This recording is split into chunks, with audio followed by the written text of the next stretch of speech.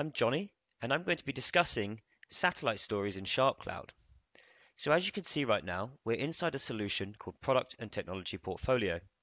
We've navigated to the story page on the left-hand side of the screen, and here you can see we have a view of our data pool, and then we have a view of a number of satellite stories. While the data pool contains all of the data for our solution, the satellite stories contain a subset of that for a specific use case. The specific case we'll look at right now is how we've taken some data from the data pool for different teams. You can see we've got a story for Team A and a story for Team B. Before we dive into that, let's have a look at our data pool to see what the full scope of the data is. At the bottom, you'll see we have our categories, as you'd expect in a normal SharpCloud story, and we're going to look at our products category. If we navigate to the right-hand side of the screen, you can see that there is a team attribute.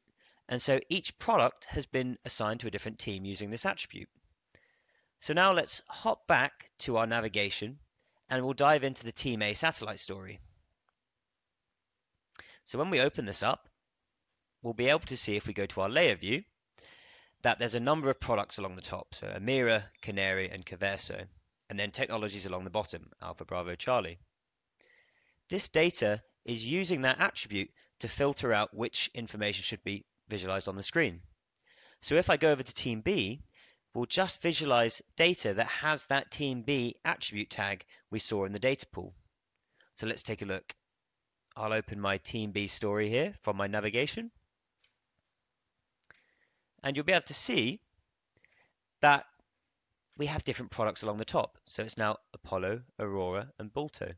However, because Team A and Team B share technologies, the technologies persist across the two stories. And so this allows you to filter based on attributes or based on categories to specifically tailor the data to your teams or your use case.